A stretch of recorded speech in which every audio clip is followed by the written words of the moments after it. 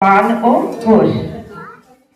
ঈশ্বর প্রদত্ত দুটি গুণ পেয়ে পৃথিবীর সৃষ্টির শ্রেষ্ঠ জীব হয়ে সৃষ্ট বুদ্ধিজীবী জ্ঞানে গুণে ভরপুর মানুষ কেবলমাত্র মানুষেরই আছে মান আর হোশ।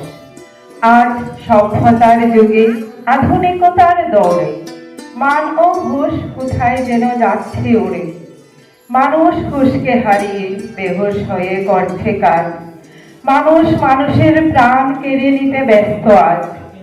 মানুষ মানুষের দ্বারাই হচ্ছে বিতাড়িত, মানুষ মানুষের জন্যই হচ্ছে নির্যাতিত।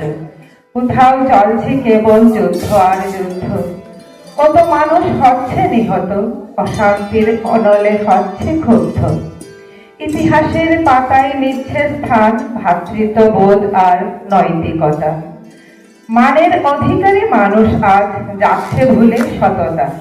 সন্তান আজ মাতা পিতাকে দিচ্ছে রাস্তায় ফেলে, কেউ বা ব্যস্ততার দোহাই দিয়ে বৃদ্ধাশ্রমে দিচ্ছে ঠেলে।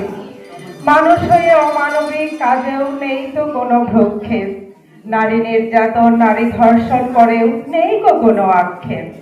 পেশা ও নেশার জোয়ারে মাতোয়ারা বেহুশ মানুষ, ভালো মন্দ যাচাইয়ের থাকছে না কোনো হোশ। ভোগ বিলাসের স্বার্থে করছে পরিবেশকে বিষাক্ত। আজ নির্মল পরিবেশ বিলুপ্ত, পৃথিবী আজ উত্তপ্ত।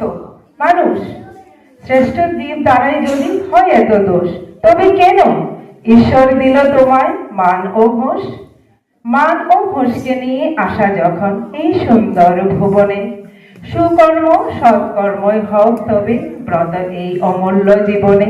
মানুষ চলো আমরা সবাই সময় থাকতে শুধরে যাই, ভবিষ্যৎ প্রজন্ম যেন সুন্দর শান্তিপূর্ণ পৃথিবী উপহার পায়। ধন্যবাদ।